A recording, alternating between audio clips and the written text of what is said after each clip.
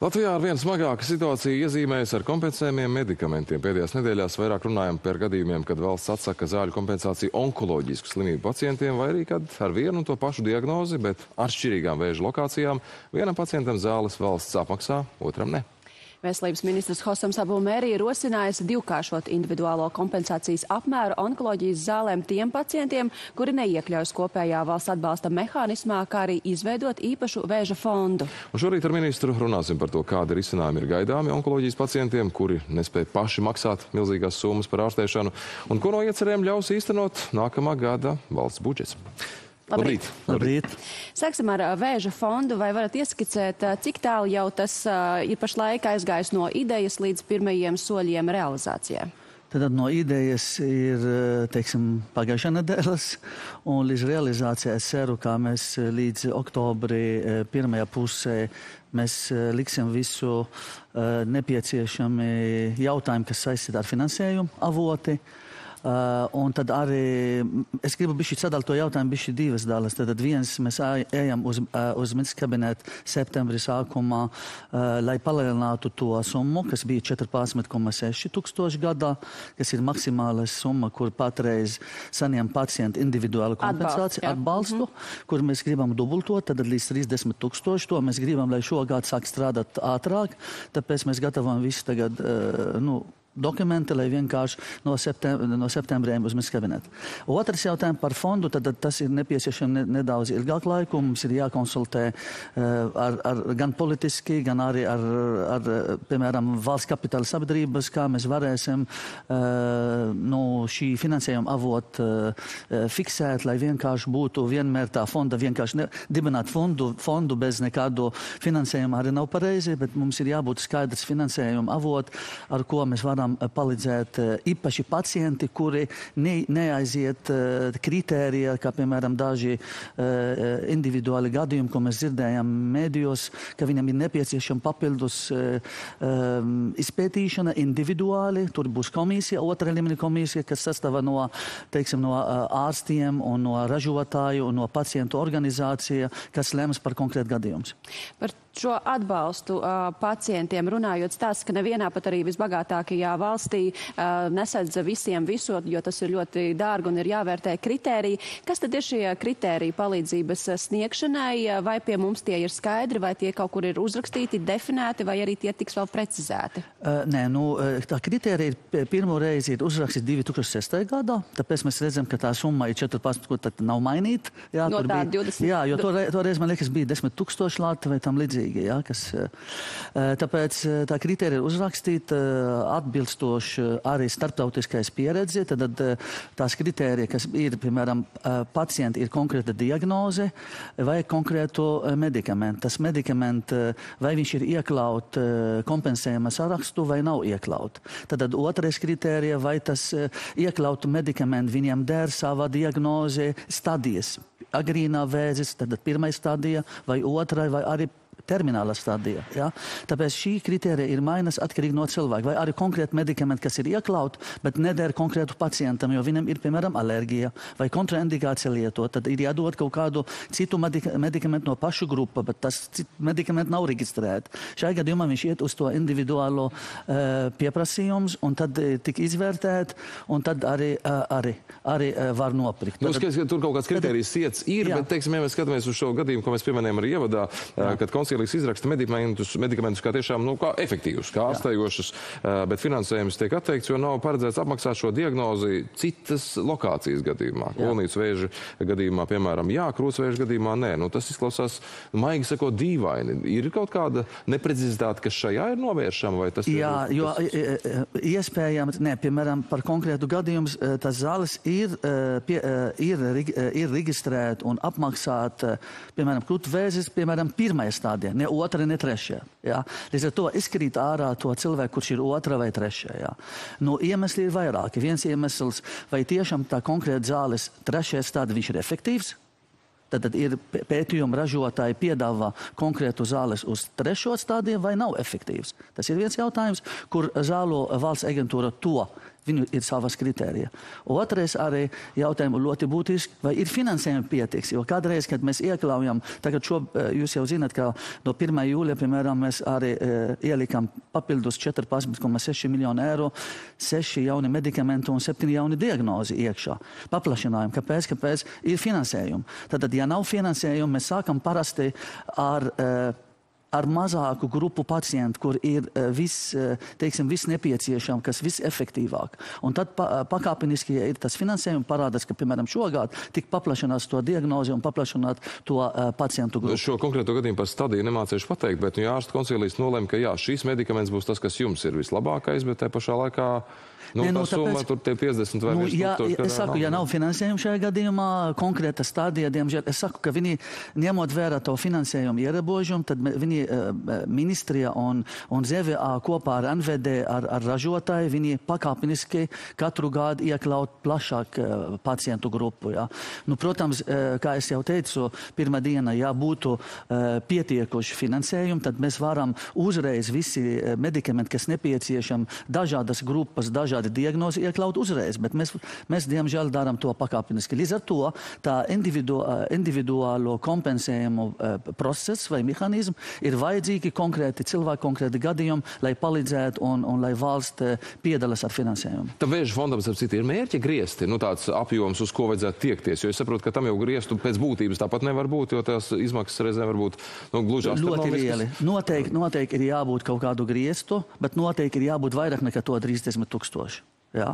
Jo, kā arī jūs minējat no paša sākuma, nekur nav pasauli, ka konkrētu diagnozi vai konkrētu milzīgas summas tik sekt pilnīgi no valsts budžeta, jo jebkurā gadījumā jābalansē to budžetu ar visiem pacientiem. Un Latvija ne tikai cilvēks slimo ar onkoloģiju. Mums ir daudz citas slimības, kas arī nepieciešam atbalstu. Un tāpat arī tā fonda it kā virzīt uz tādi ļoti specifiski gadījumi, ka mums arī konkrēts gadījums, lai vienkārši neizkrīt ārā šī gadījums un nesaņem no valsts tik maz atbalstu. Bet runājot par onkoloģiju un šiem finanšu griestiem, vai ir arī kādas aplēses aprēķini, cik tad apmēram, teiksim, gadā ir šo individuālo gadījumu, kuriem ir tiešām nepieciešams šīs ārkārtīgi lielās summas vēža ārstēšanai?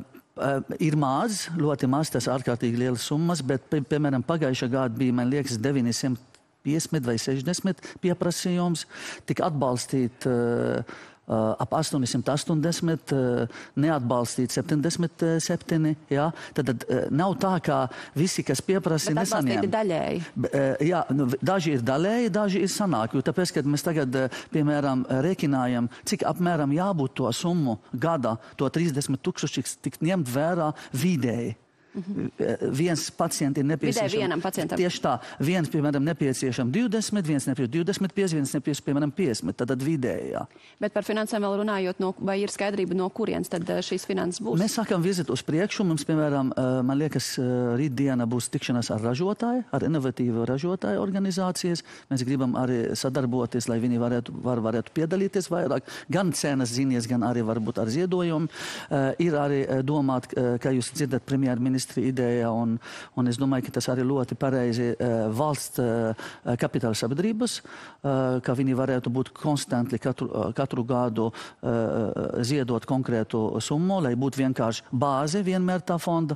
Protams, arī ir jādomā par citas pieredzi, piemēram, ir akcijas nodoklis uz tabakas un uz alkoholu, un ja, piemēram, Finanšu ministrija ieliek savā budžeta, ka nākamā gada jābūt ieņēmumu 20 miljoni, bet tomēr ieņēmumu ir 23, tad tas 3 miljoni var arī aiziet automatiski uz to fondu. Ja.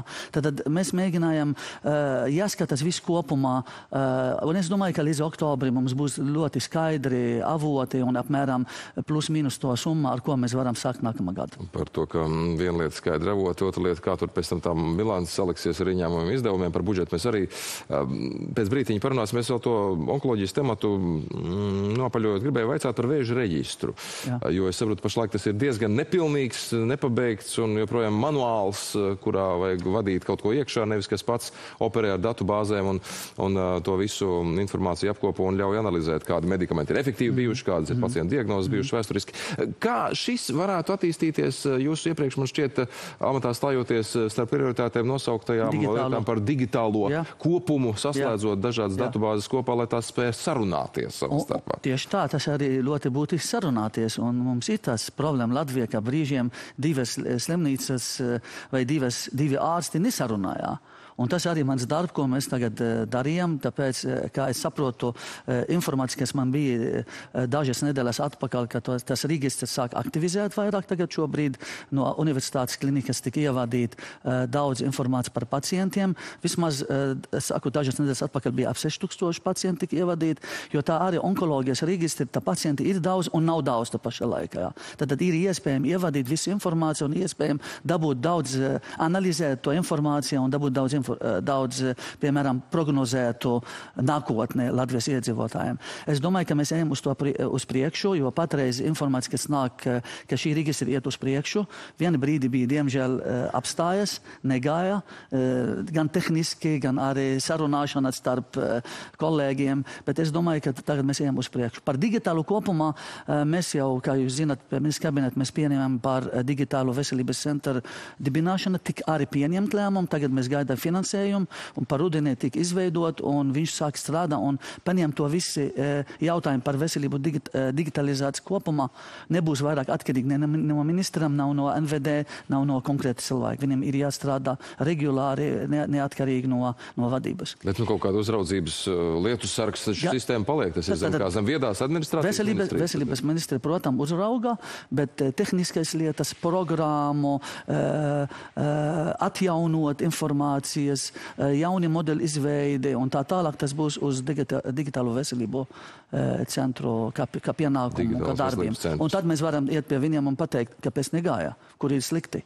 Šobrīd, diemžēl, mēs redzam, Bet mums ir gada perspektīva, ilgāka perspektīva. Es domāju, ka tā es domāju, ka rudenī tika izveidot un nākamā gada jāsāk strādāt. Viņiem jau budžeti arī ir pieņemt un paredzēt un drīz tik meklēt vadību, un mēs arī pieņemam lēmumu valdībā reorganizēt Nacionālo veselības dienestu. Mēs ņemam kolēģi, kas strādā NVD, kas strādā ar IT, ar digitālu jautājumu, pārcelt šī darbinieki uz to centru un arī ņemt klāto speciālistu, kur augstā līmenī, lai varam izveidot vairākie modeļi, kas nepieciešam Latvijas veselības aprūpes digitalizāciju.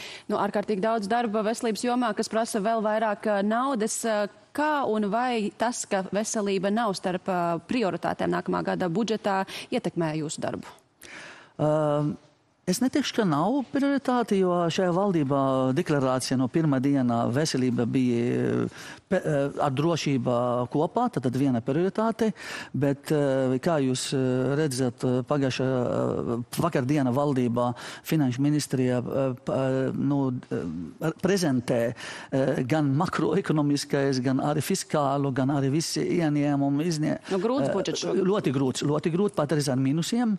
Tas nozīmē papildus tādu finansējumu, ko mēs sagaidījām, kā es biju pie jums, piemēram, 10 mēnesi atpakaļ, es teicu, es gribētu, lai budžeti pēc 3 gadiem būs 2,4 miljārdi. Jo patreiz ir 1,89, apmēram 1,9 miljārdi. Tad tas arī būtu pareizi, ja mums būtu, piemēram, 26. gadā vai 27. gada 2,5 miljārdi, tad mēs būsim pie Lietuvas līmenī. Bet šobrīd tāds budžets ir, un tāpēc mēs iesniedzām arī no veselības ministrija pusē pieprasījumu, kā drošības iekšā, tad medicīnas rezervu, medikamentu rezervu, kompensējam medikamentu onkologu pacientiem un citu pacientiem, gan paplašanāšanu, gan turpinājums. Tas ir zem drošības. Jā, kāpēc? Nevar būt pacienti, piedodiet, kur lieto hroniski konkrētu medikamentu, kā, piemēram, nākamā gada pacientu skaita aug, un mēs tikai dodam līdz šim pacientiem, a jauni pacienti pienākās. Tāpēc mums, diemžēl, katru gadu šī kompensējums sarakstu gan vajadzētu paplašināt, gan arī pacientu skaita aug. Un mēs vienmēr esam parādā. Piemēram, šogad no budžeta, kas bija 275 miljoni, bija 51 miljoni eiro aizgāja kompensējuma sarakstu. 15 tikai par jauniem medikamentiem un 35 aizgāja parādos. Ja? Tad tas ir milzīga summa, un tāpēc šī ir prioritāte, tad medikamenti ir prioritāte, stiprināt NMPD arī tā ir drošības jautājums, stiprināt primārā aprūpi, mēs pieņēmam to zinomi un reformu ģimenes ārstiem, un nākamā gada arī paredzēt 8,2 miljonu apmēram ģimenes ārstiem. Nu, mēs nevaram to apturēt.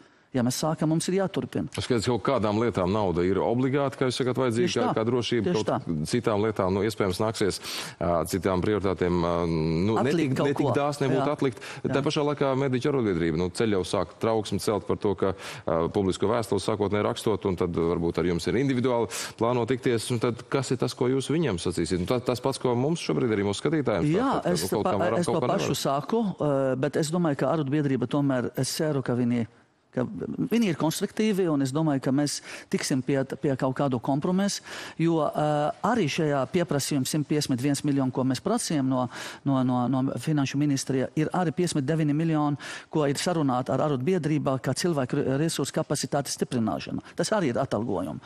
Un tas arī ir normāli. Jā. Tad arotbiedrība dara savu darbu, un tas ir pareizi, bet mums kopā pēc tam jāsēž, mēs sapratīsim, cik mums tāds ir par kopumā, nozarē, un tad jādomā par pacientiem un par ārstiem. Un tad mēs lemsim kopā, kā mēs ejam uz priekšu. Vai jau ir pārunāts, ko un cik daudz koalīcijā būs gatava atbalstīt no veselības ministrijas pieprasījumiem? Mēs runājām. Es domāju, ka premjeras saprot situāciju, Fernandes Šmits saprot, arī ZZS kolēģi saprot. Mēs runājam visu laiku, cik tā ir minimum, lai var izdzīvot nākamo gadu. Ja? Bet es arī teicu, ja arī nebūs no 1. janvāri, tas neizslēg, ka es arī nākšu ar pieprasījums nākamā gada vidu un pateiks, piedodat, man vajag tādu un tādu miljonu, tādas un tādas lietas, jo tas arī ir drošību. Nevar būt cilvēki nevar iet piedot karot, vai paņem ieroči rokas, ja viņš nav vesels. Cerams tiešām, ka šīs atziņas un jūsu balss, jūsu teiktais arī radīs dzirdīgas ausis tajos, kas lemj visā koalīcijā kopumā, jo tiešām drošība, lai arī tā fokusēs vairāk uz aizsardzības un iekšlietu sektoriem, tomēr cilvēka dzīvība un veselība, protams, nav zaudējusi vērtību un prioritāti no iepriekšējā gada, kā jūs sacījāt, ka tā noteikti par prioritāti veselības jomā. Paldies par interviju tik tālu un noteikti novēlam veiksmīgu darbu. Paldies. Šobrīd 5 minūtes pār 8, un mēs arī vēlamies ar mūsu kolēģi Ilzi aprunāties, lai mēs varam no tiem mākoņiem pašķitināt baltos, pelēkos, saprast, kuri tad... Diez vai izdosies. Kuri draugi, kuri no tiem būs mūsu draugi, jā, Ilzi, lūdzu.